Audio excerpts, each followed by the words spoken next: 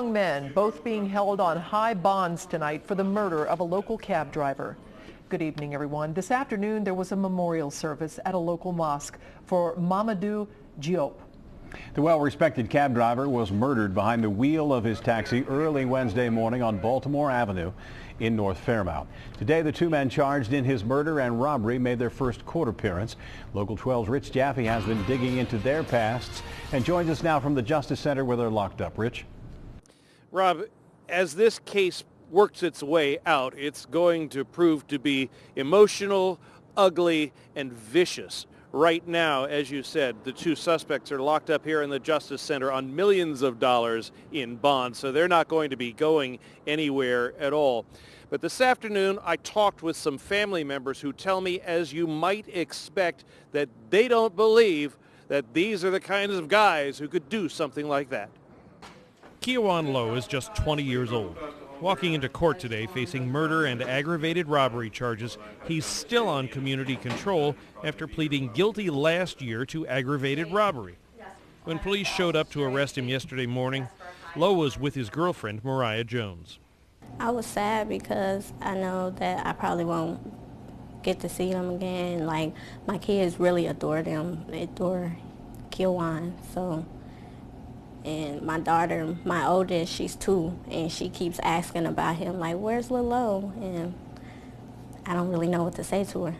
Jones is the sister of Keyawhan Lowe's alleged partner in crime, Keith Pleasant.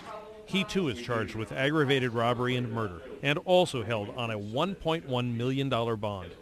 While Pleasant has been convicted of robbery before, he was arrested in 2012 after leading police on a car chase and sentenced to 18 months behind bars for failure to comply with an order from a police officer. Just released from jail in January of 2013, he was on parole for that sentence as he walked into court today. Pleasant's mother says she's stunned with the allegations that her son is a killer. That Keith is a sweet person. Love his kids, love his family. He's considerate, protective, loving. But police paint a different picture, saying that Lowe and Pleasant are pure predators who targeted a hard-working immigrant from Senegal, a man who was struggling to make a living so he could provide a college education for his 3 children and open his own business. They say Lowe and Pleasant set a trap for Moustafa Diop, robbed him, and then shot him twice in the head when they simply could have walked away after the robbery. Now, last year, Keith Pleasant wrote a letter to Judge Norbert Nadel. He was seeking an early release from his sentence. And in that letter, he wrote, I'm quoting here, that he was hoping for a second chance to correct himself. And he said he wanted a chance to prove to himself, to his son, and the judge that he had changed for the better. I guess we'll have to see about that.